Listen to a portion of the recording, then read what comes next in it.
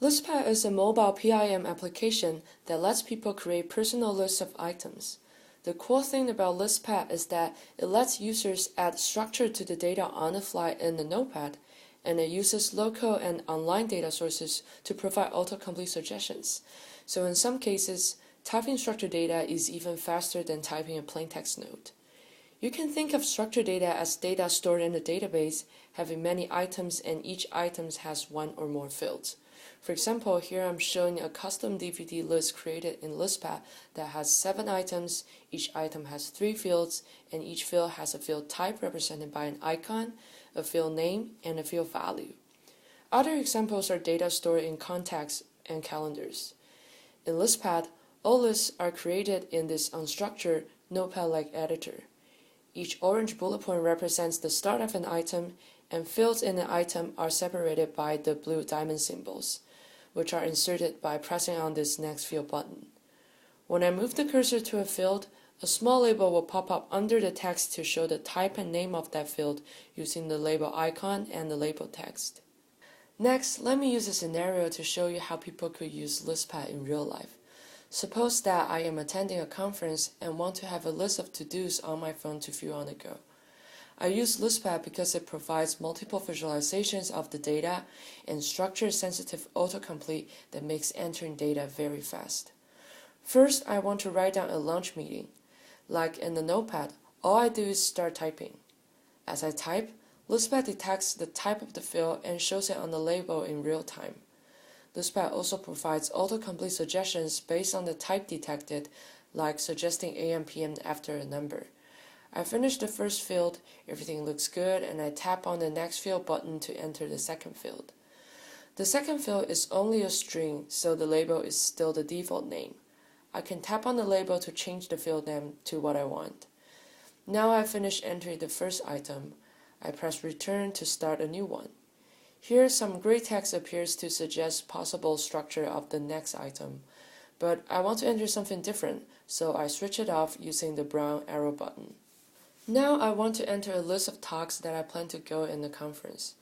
Earlier, I downloaded the whole conference schedule in Excel and I imported it to Listpad's database. Now I want to use that as the source of the autocomplete suggestions as I enter my own talk list. So I tap on the label, and in the type menu, I choose link, which means that I want to link the current field to a local or online database. And I choose this conference program, which is what I just imported earlier. Now as I type, Listpad searches the conference program and returns talks that matches what I entered. Quickly, I find what I want and I autocomplete the field. When I move to the next field, Listpad further suggests other information of the talk. I want to also write down the time and room of the talk, and using the autocomplete suggestions, I enter them within seconds. Let me just enter a few more talks. You can see that in the next item, I can reuse the structure so I don't have to set up the link again. Now let me save the list. By default, Listpad displays a list in the list layout. Because my item structure contains date, I can also choose to view them in the date calendar, which is what I want. And I can tap on an item to view all fields in it.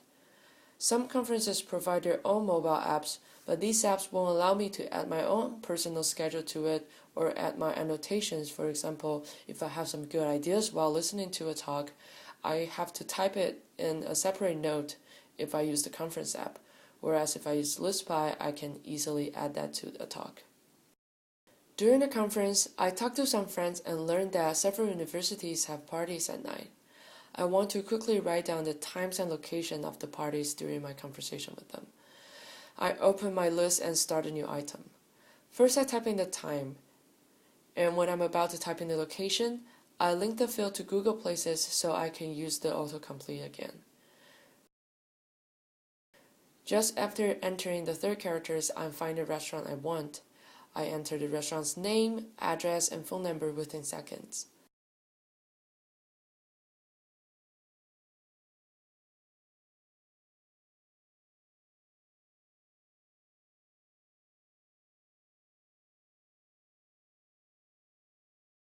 Later in the day, as I walk in the city to different parties, I open my list and fill it in the map. Listpad plots the restaurants on the map using their addresses.